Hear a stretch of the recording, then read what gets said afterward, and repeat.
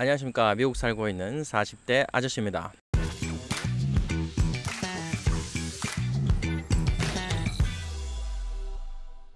자, 오늘은 굉장히 좀 민감한 주제에 대해서 좀 말씀을 나눠보도록 하겠습니다. 뭐냐면은 동남아 국제결혼, 특히 제가 베트남 국제결혼을 했으니까 베트남 국제결혼은 매매혼일까?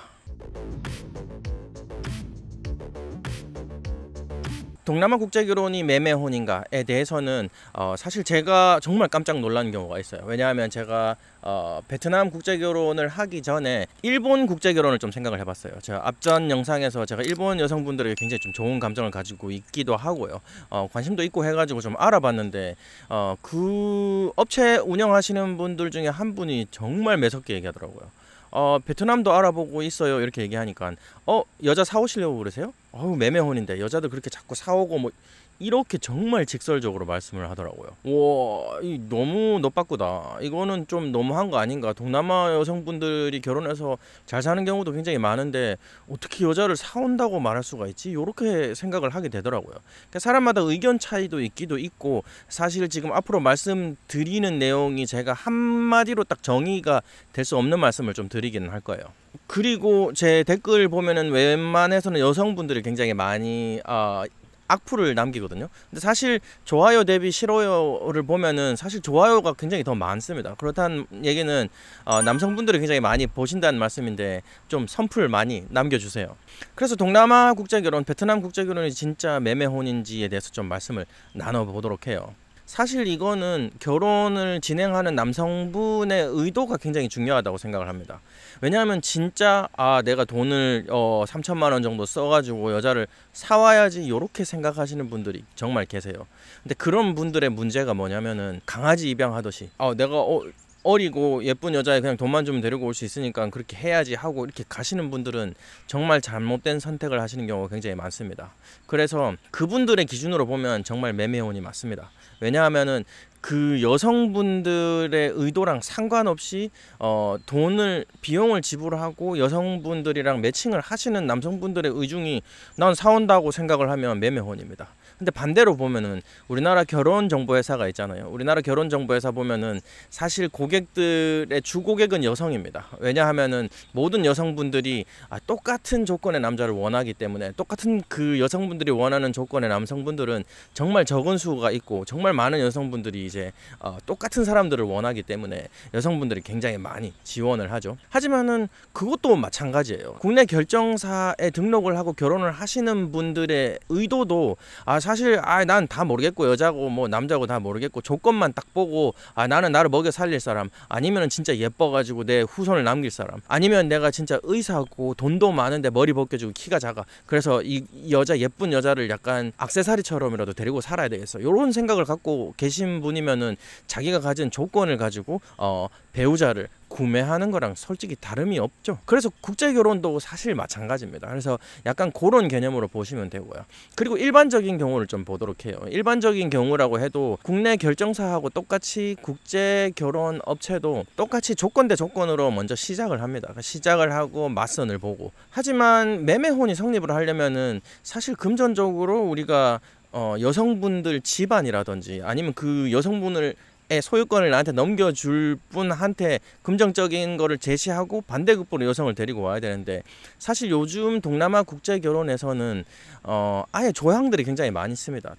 금전을 얼만큼 결혼식에 보태준다라는 게 계약서에 들어가 있고요. 그리고 그 이상을 요구하면 파혼 사유라고도 다 적혀 있게 돼 있습니다. 그래서 딱히 지참금이라든지 돈을 거의 주는 경우가 없고요. 첫 번째로는. 두 번째로는 이제 결혼을 해가지고 처갓집을 먹여 살려야 된다, 그쪽에 돈을 보내야 된다, 이렇게 생각하시는 분들도 있지만은 일단은 그것도 하지 못하게 업체에서 얘기를 합니다. 하지만은 이제 한국에 와서 계속 여성분들이 나쁜 마음을 갖고 와가지고 돈 좀 보내줘, 안 보내주면은 뭐 당신하고 잠자리도 안 할 거야, 아니면 집에서 나갈 거야, 이렇게 협박하시는 분들이 있긴 있죠. 그러니까 그런 부분 때문에 말씀하시는 것 같은데, 그렇지만은 그런 부분도 솔직히 아예 계약 사항이 없어요. 그래서 여성분들 집에 돈을 안 줘도 상관은 없습니다. 저는 아무리 돈이 많더라도 동남아 국제결혼을 하면서 이렇게 주기적으로 돈을 보내주는 건 안 좋다고 보거든요. 하지만 좀 특별한 날에 뭐 생신이라든지 아니면은 설날이라든지 요럴 때 약간 목돈식으로 보내주는 건 그래도 좀 괜찮다고 생각을 하거든요. 하지만 한국에 결혼을 했더라도 처갓집에 가거나 아니면은 처가 행사를 할 때 솔직히 밥값도 내가 내고 용돈도 드리고 똑같거든요. 그러니까 그 정도만 하면 됩니다. 사실 베트남 국제결혼도. 그래서 매매혼이 성립하기는 살짝 어렵습니다. 그래서 왜 그런 말씀을 하시냐 하면은 사실 조건 대 조건이기 때문이죠. 베트남 여성분들은 책임감을 말씀드리는 영상에서도 말씀드렸듯이 자기 배우자를 고를 상대의 그룹을 정하고 거기서 보는 것일 뿐이에요. 모든 남자가 있는데 한국 남자가 지명을 하면 거기에 그냥 무조건 따라가고 한국에 가니까 좋아 이렇게 해서 따라가는 경우가 요즘에는 사실 많이 줄어들었습니다. 그래서 우리도 똑같아요. 우리도 한국 여자가 원하는 조건에 이제 너무 질리신 분들이 한국 여자를 제외하고 다른 국가에 있는 여성분들 그룹에서 거기서 맞선을 보게 되는 거죠. 그래서 매매혼이라고 이렇게 욕을 하시는 분들도 있지만은 사실 그거보다 더 좀 중요한 부분이라고 한다면은 돈이 얼마 없는 남성분들도 꾸역꾸역 한 3천만 원 정도 모아갖고 3천만 원으로 우리 와이프를 사와야지 이렇게 생각하시는 분들이 사실 더 문제라고 생각을 하긴 해요. 그분들이 매매혼이라고 불리는데 제일 큰 영향을 끼치지 않나 그렇게 생각을 합니다. 그렇지만 진짜 똑같습니다. 우리나라 결정사에서도 보면은 나는 회사원인 사람들 중에서만 보고 싶어요. 이렇게 하면은 내가 맞선 볼 상대의 그룹을 정하는 거잖아요. 거기 안에서 정하는 거지. 내가 그 그룹을 정한다고 해가지고 내가 거기에 있는 사람을 구입하겠다고 하는 게 아니거든요. 아니면은 나는 의사랑만 하고 싶어요. 이렇게 하는 경우도 있고. 그리고 또 보시면은 베트남 여성분들에게는 한국 남자랑 결혼했을 때 굉장히 많은 혜택을 얻게 됩니다. 사실 굉장히 책임감 있는 남자를 얻게 되기도 하고요. 그리고 상대적으로 인프라가 많이 구축된 한국에서도 살 수가 있고요. 그렇기 때문에 외모라든지 나이라든지 거기에 대한 이 허들이 좀 낮아지는 것 뿐입니다. 그렇다고 해서 팔려오나 그게 아니에요. 반대로 생각을 해보면은 한국 결혼정보회사를 보시면은 이런 분들이 계세요. 여성분들도 나는 의사랑 결혼할 수가 있으면 대머리랑 결혼해도 돼요. 이렇게 하거든요. 사실 머리가 빠지는 거는 인간이 살아가면서 유전적으로 자연스럽게 일어나는 현상임에도 불구하고 솔직히 탈모가 일어나신 분들은 정말 사람 취급도 안 하는 그런 사회가 됐잖아요. 그런 기준으로 봤을 때는 난 의사지만 대머리라도 괜찮아요. 이렇게 하는 거면은 그럼 그 여성분은 의사한테 팔려가게 되는 건가요? 그건 아니거든요. 사실 베트남 분도 내가 봤을 때 베트남 남자 이렇게 군이 있고 그리고 한국 남자 군이 이렇게 있으면은 베트남 남자는 솔직히 한 10살 정도 어린 남자를 더 볼 수 있지만은 그렇지만은 책임감도 결여되고 경제적으로도 좀 떨어지게 되고 그리고 베트남에서 계속 살아야 되고 그런 게 있고 한국 남자는 다른 조건들이 좋기 때문에 외모 살짝 떨어뜨릴 수가 있고 조건에서 그리고 나이도 약간 좀 다르게 볼 수가 있습니다. 사실 동남아 같은 경우는 남자들이 굉장히 외부에 노출이 많이 됩니다. 그리고 여자만큼 완전히 꽁꽁 싸매고 다닐 수가 없어요. 일을 너무 많이 하기 때문에 더워서. 그렇기 때문에 한국 남자분들이 어려 보이는 것도 사실이에요. 30이 넘어가게 되면은 사실 한국 남자하고 베트남 남자하고 거의 10살 차이가 나도록 외모도 차이가 많이 나게 됩니다. 그렇게 돼서 매매혼이냐 이렇게 너무 섣불리 말씀하시는 거는 좀 너무 인종차별주의적인 발언이 아닌가 그렇게 생각을 해요. 말씀드렸듯이 어떤 군의 사람을 우리가 보느냐가 차이가 나는 거지 팔려가는 그런 느낌은 절대 아니다 이렇게 말씀을 드리고 싶고요. 그리고 한동안 문제도 많이 되기도 했고 거기에 따라서 법도 바뀌었습니다. 한국 법에서. 왜냐하면 한 자리에서 여러 명의 여성을 보는 것 자체가 약간 불법으로 돼 있죠. 그래서 예전에 어떤 얘기가 많이 나왔었냐면은 무슨 룸사롱에서 아가씨 초이스 하는 것처럼 여자분들을 이렇게 세워놓고 초이스해서 그냥 사온다 이렇게 말씀하시는 분들이 있어요.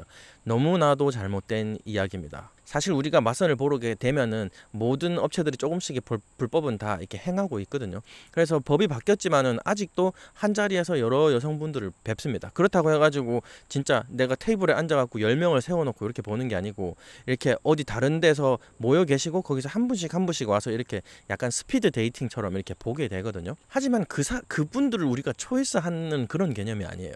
왜냐하면은 요즘에는 베트남 여성분들도 굉장히 많이 외모를 봅니다. 그리고 조건도 영상도 많이 봐요. 그렇기 때문에 미얀마나 라오스 이쪽으로도 눈을 돌리시는 분들이 계실 만큼 베트남 여성분들도 이제 눈이 굉장히 많이 높아졌습니다. 그래서 그분들이 와서 이분 제가 마음에 들어요 이렇게 얘기한다고 해서 그분이 저를 선택할 확률 굉장히 낮습니다. 왜냐하면은 그런 여성분들은, 내가 진짜 마음에 드는 여성분들은 다른 남성분들도 좋아하기 때문에 그렇습니다. 그렇다고 해가지고 제가 혼자 앉아서 다수의 여성을 보는 게 아니에요. 제가 일전에 영상에서도 말씀드렸지만은 이제 호치민 밖에서 살고 계신, 이렇게 하노이나 호치민 같은 대도시 바깥에서 사시는 농촌 분들이 이제 대도시에 모여 와가지고 맞선을 보게 되거든요. 근데 그분들도 똑같은 양의 남성들을 봅니다. 왜냐하면은 정말 많은 업체들을 이렇게 돌아가면서 보거든요. 그것도 맞는 게, 우리는 베트남까지 멀리 여행 간 사람이잖아요. 남자 입장에서는. 그 멀리서 간 사람들이 여성분들이 계신 곳까지 계속 옮겨가면서 맞선을 보는 것도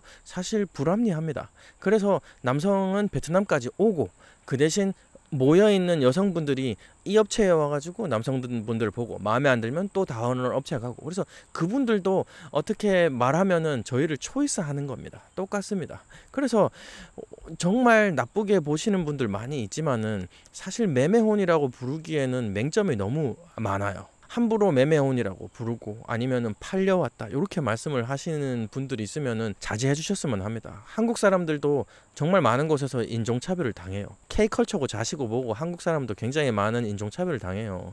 그런데도 우리가 동남아 사람들 인종차별적인 발언을 하거나 뭐 팔려왔다든지, 인간 역사상 정말 순수한 사랑만으로 결혼을 했던 기간은 그렇게 멀지 않습니다. 예전에는 진짜 조건만 보고 만났고 가문 대 가문으로 결혼하는 게 오히려 더 맞았던 역사가 있어요. 우리나라도 마찬가지입니다. 여성분들도 보면은 요즘에 한국 남자들 결혼할 때 조건 99에 사람 1 봅니다. 진짜 안 그럴 것 같죠? 진짜 그렇습니다. 사람을 5를 보고 결혼한 사람들은 그 조건 99%에서 4%가 모자란다 그래서 그걸 가지고 10년, 20년을 사람 달달 볶아요.